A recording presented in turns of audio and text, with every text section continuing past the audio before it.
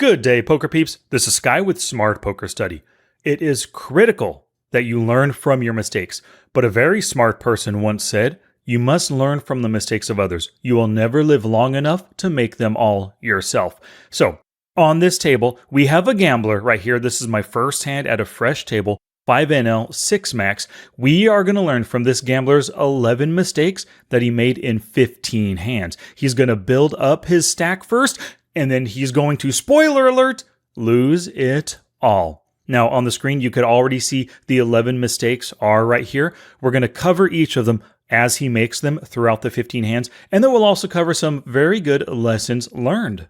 So in hand number 1, cutoff player posted, and our villain folds. What did he have? Oh, he had the Queen 7 off. Not a mistake, not in hand 1 at least. We'll just go directly to hand number 2 here.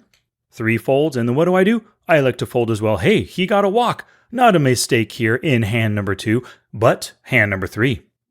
We've got the ace 6 off, a limper, and a fold. I elected to fold, brand new at the table, didn't know anything about the short stack limper, instead of ISO raising him. But then what happens? Speaking of ISO raising, boom, our opponent, the gambler, decides to come in for the ISO raise with King Jack offsuit. Now, I don't fault his choice of hands right here with the King Jack off, but I do fault that bet size. I think that's his first mistake. His preflop raise size was just too small. Imagine he had pocket aces or kings or even pocket jacks, right? He's missing out on value because a limper, this is way too easy for him to see the flop. You should make it 4, 5, even 6 big blinds, depending on the limper, to get more value out of your best hands.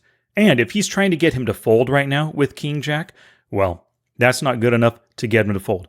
It is potentially good enough to ISO raise him, but look at this player. He's a short stacked fish. If his goal is to just ISO raise this player, he is not betting enough. It's too easy for the big blind to just call. So let's take a look at our lessons learned from this first mistake. Raise bigger for value and get more folds, like when you hold a hand like Queen 8 suited or 7-5 suited. The second lesson learned, ISO raise bigger to get heads up or to just win that pot outright. Well, let's see what happens right here. A fold, and then he ends up calling. Okay, well, we did isolate the fish out of position with the King Jack offsuit. Not a bad situation to be in. Ooh, 4-7-3. Pretty hard to hit board, right? I believe he should c-bet. Drat, he checked. This is a great bluffing opportunity on a hard-to-hit board. This guy has tons of ace, king, queen, jack, high hands that he could potentially fold right now. So I think that's his second mistake. He failed to c-bet bluff on a hard-to-hit board. The lesson learned here, you got to ask yourself, can they find a fold? Now, he might know things about this opponent that we don't know. This is only our third hand at the table after all. But on this hard-to-hit board, I think at least a one-and-done c-bet bluff is necessary. So to answer this question, you want to use your opponent's statistics, what their range is, how it interacts with the board, their position, and if you think they will fold, you make the bluff. He did not bluff, but his opponent decides to check as well. Oh, free turn. On the turn, hits top pair, bets for value, and then we get a raise right here. Depending on what he believes this opponent has, I believe he's weak, probably just trying to get him to fold. Desperation shove, it looks like to me at least. And that's with my very little knowledge on this player. I'm down with this call. No fault here at all. The queen comes on the river, and he was up against a jack 9. So top pair, weaker kicker. He got max value. He's up now to 200 and, let's round it up, 270 big blinds. Let's move on to the next hand. We have pocket aces, lovely, come in for the open raise, and he ends up calling. What does he call with? Ooh, deuce 3 suited. Now, you can imagine he probably started with maybe just 40, maybe 100 big blinds, but he's up to 270 now. He cannot lose. So he's on that winner's tilt. The lesson to take away, you are not invincible. It doesn't matter what kind of streak you think you're on. Stick to your strategies and strive for solid plays or reads. Now, another thing, he doesn't know anything about me right now. Another mistake that I believe he made by making this call, I know it's a suited connector. There's straight possibilities, flush possibilities. He also has position. But my guess right now is this player called preflop with a weak hand and no plan to steal. This is a worse mistake in 3-bet pots, and we're going to see a hand where he does this later, but this is a critical error. You need to have a plan to steal later on, especially with your speculative hands, suited connector, suited gappers, a couple of Broadway hands, because most likely you are not going to hit anything for value.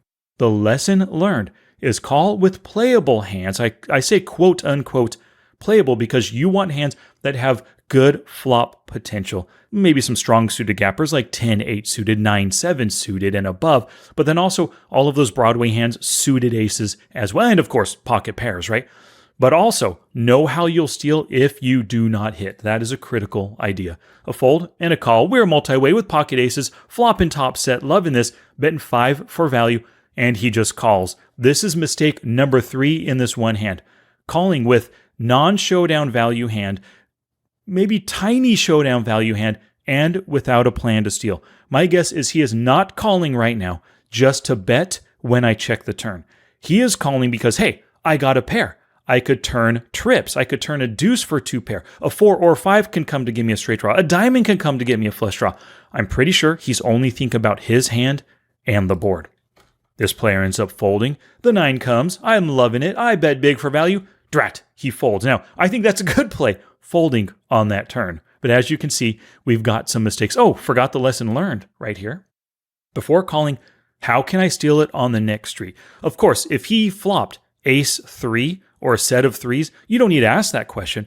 But when you're calling with a subpar, marginal, weak, maybe non-showdown value hand, just like it is pre-flop, before you call, you have to have a plan to steal on the next street. That doesn't mean you're going to enact your plan every single time. I could do something to screw up your plan, like bet 11 into 19, and then you just got to fold. But have that plan, you will improve your results. The very next hand right here, we've got the queen 6. He open raises. What's he doing this with? Jack 5 off from the cutoff. It is under the gun, but it is the cutoff because he just has 1 button and then the 2 blinds to get through. But I think this is easily mistake number 6. Open raising too wide. It's worse the earlier your position. It's not as bad in the cutoff and the button or the SB if you can reason that you're going to get a weak player heads up in the blinds maybe, or that you can steal the plot. But that Jack 5 offsuit, just far too weak. The lesson learned here, choose solid hands to open raise in the micros. Tight is right is the general idea. Let's continue. We get a call. Oh, holy cow, a 3-bet and then a fold and a fold. Good. He didn't call the 3-bet right here. Loving that fold. Good play, buddy. And actually, I think he repeated that winner's tilt 2 times making that one. The fact that he open raised with Jack 5 offsuit. Yeah, I think he's going a little insane with that winner's tilt. Next hand now, we've got an 8-7 suited. Cut off open raise, button fold. I elect to fold. I could have called. I generally don't tackle short stacked players with speculative hands right here. So I fold, but then our gambler decides to call. What's he call with? Ooh, 5 deuce suited. I really think he's repeating mistake number 3, calling pre-flop with a weak hand and probably without a plan to steal. 3, king, 9. Flopping almost nothing right there. Just a couple of backdoor draws, weak backdoor draws at that. Half pot, and then electing to call. Man, he's calling once again with a non-showdown value hand. And my guess, without a plan to steal at this point. The 7 comes, check, and then he bets half pot once again, not necessarily showing a ton of strength.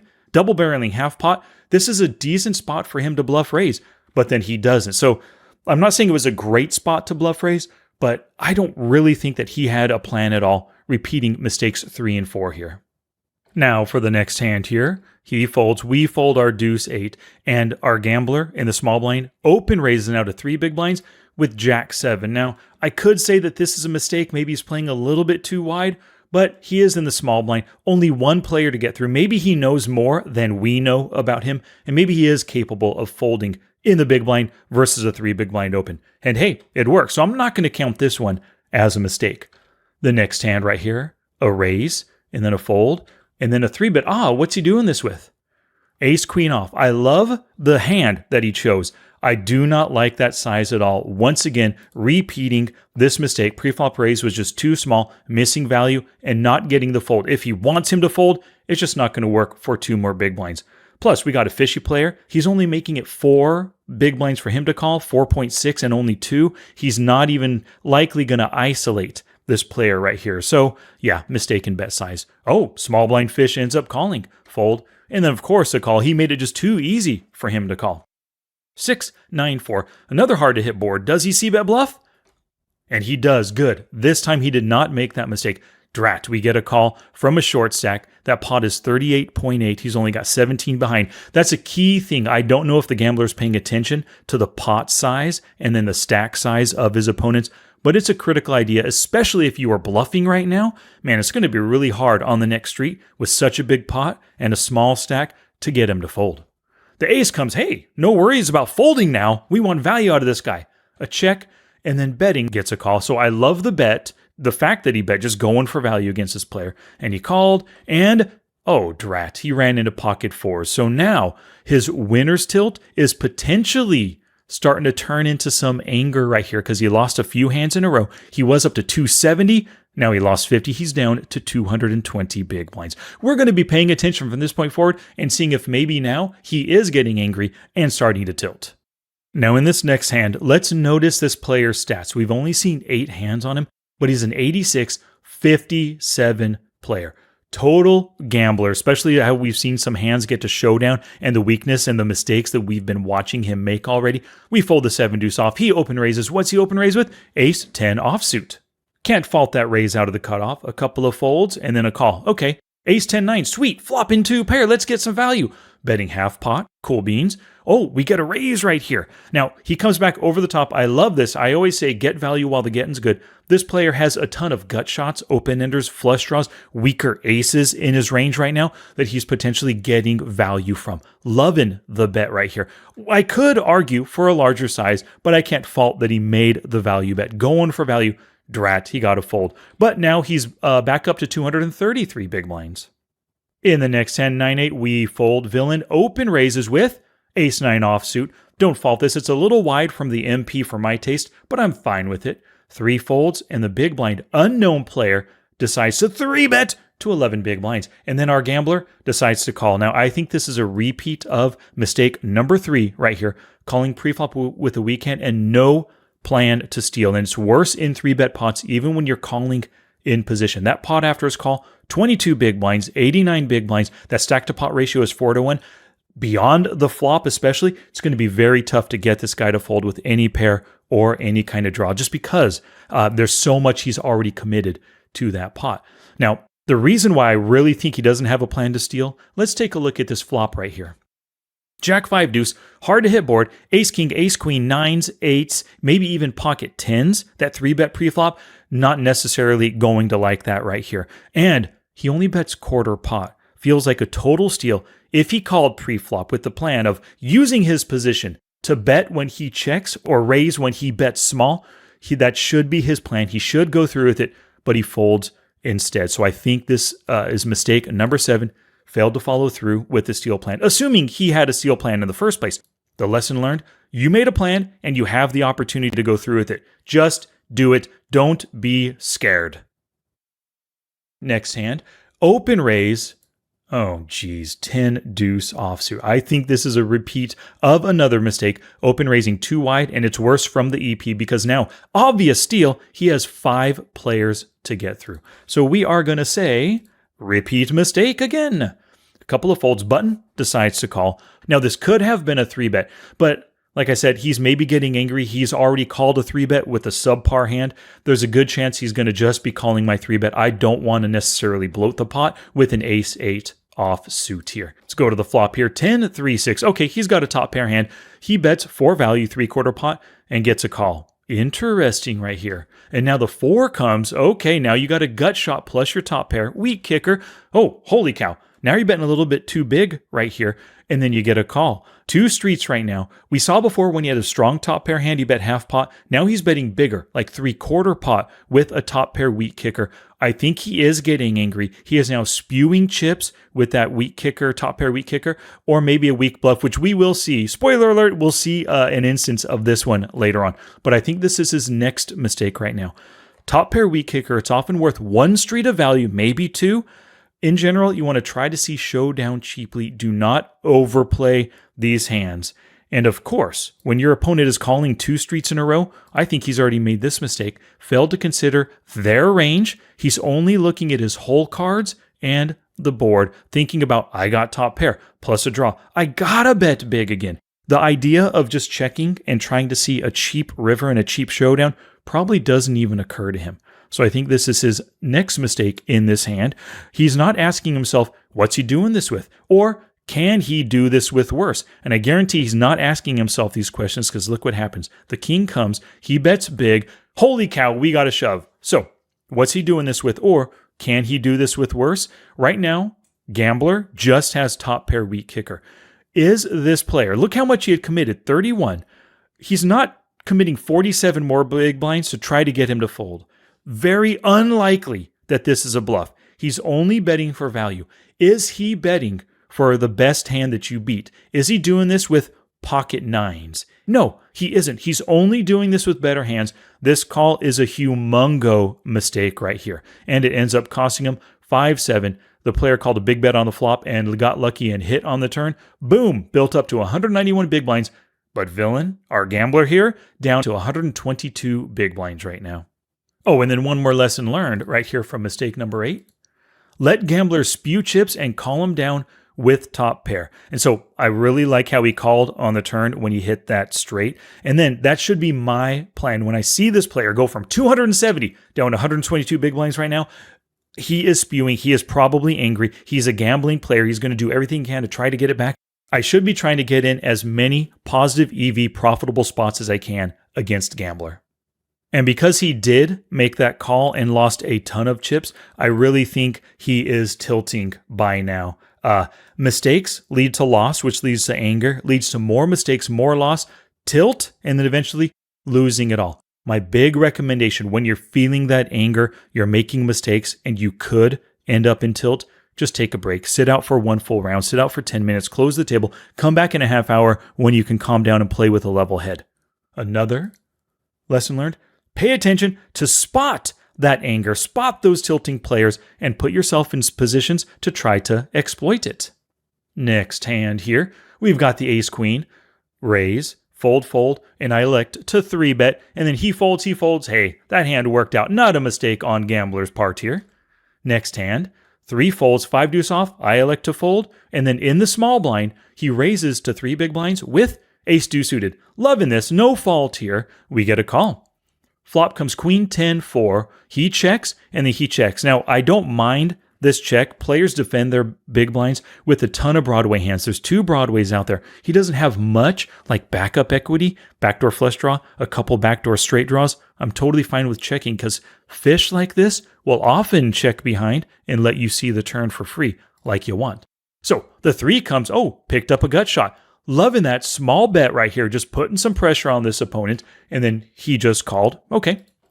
Now the ace comes. Whoa, top pair. It is a weak kicker, but we got a top pair. I love the bet. He's just trying to squeak out value. This should have been his bet sizes on that 10 deuce hand with top pair weak kicker. Maybe he's learning a lesson. Maybe he can keep cool and calm.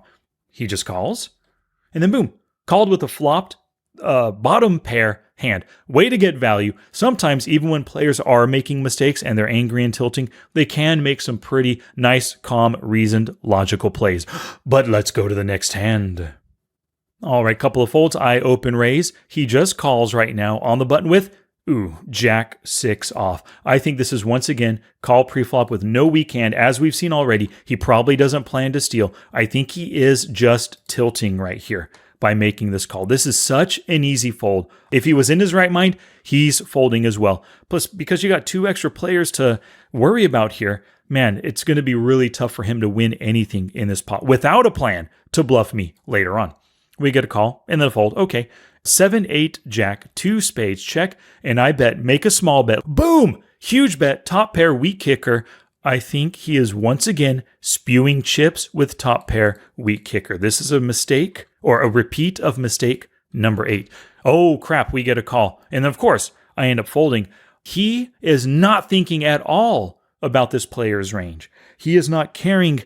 I guess I should just say he's repeating mistake number 9, failing to consider their range, and he's only thinking about his whole cards right now. Because look what happens. The ace comes, he bets really big, shoves all in, almost full pot, and then he just calls. Once again, can he do this with worse? He's not asking. He's not thinking about player type. No plans. He's only saying, geez, I can't give this up. I got a flop top pair. I've got to win this one. So, once again, a repeat of mistake number 9, and then we end up seeing the deuce of spades on the river and jack 7 for a flop 2 pair. He made the right play, flop in 2 pair, and just letting his opponent, the gambler, spew chips into him. And then, of course, as we can see, man, he's got bigger than a full stack. Full stack. Whoa, he took a ton of my chips. This villain is hating the spot right now, super angry. He only has 74 big blinds from a high of 270. Let's see the final hand. A fold, king 7 suited. I could have open race, I can justify it, but I thought he was so angry. I just didn't want to face a 3-bet. I just folded. Looking back on it, I think I should have raised, not as a result-oriented thing. I'm not talking about what's coming on the flop, but I should have made a raise in the hopes of playing against this tilter. But I folded. He open raises right here with jack 8 suited. Not the end of the world. I cannot say that this is a mistake for open raising far too wide. It is in the cutoff, but I do believe that he is probably tilting. We get a fold. 12 big blind, 4xing, 3-bet, a fold, and then a call. So once again, he is making mistake number 3, calling pre-flop with a weak hand and no plan to steal. Pretty sure we haven't seen him enact any plans to steal yet. Highly doubt he has one. So we're going to go now to the turn. King 9-7, flop in the gut shot. Good sized bet, right? From the 3-better, betting 60% pot on a king high board.